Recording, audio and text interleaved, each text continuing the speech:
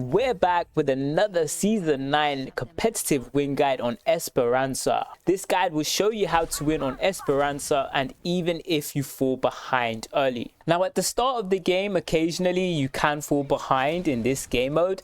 As you can see, the enemy has about a 50-meter push distance. Here it's important to keep calm and focused and not to tilt. Always remember, in this game mode it's easy to get 50 meters push, as you will see on our next push.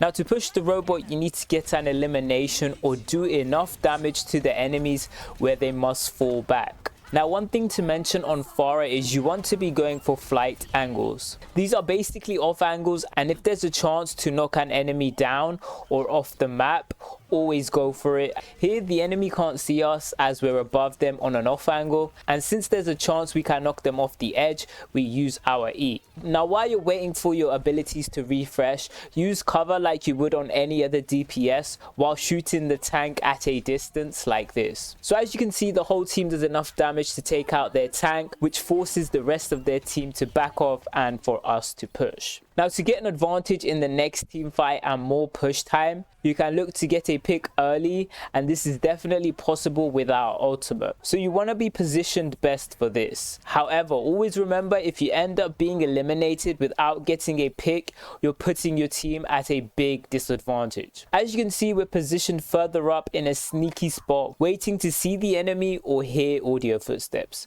We managed to see the Bastion. Bastion is not going to be an easy pick to get on, so you want to instantly move to another flank position, and we managed to see the Sojourn. With the pharah ult, you want to get as close as possible, and ultimate. After this elimination, you can look to do more damage, but don't over peak using this wall. Falling back, as once again Bastion is going to be hard to get a solo pick on, especially with both supports next to him. So we managed to get a pick and distract the other DPS, giving us a lot of push time and the advantage for the rest of my team in the team fight. After this, it'd be best to regroup, which is what we do. Once again, waiting for our abilities while positioned back and doing damage. Now another objective as a DPS is to be positioned to do damage, but to also be positioned to where the least amount of enemies can see you. Here only Orisa and Sojourn can see us. We managed to go even in the team fight, tank for tank, and we take the push lead. Both tanks rejoin. Once again, we're in an off angle with cover.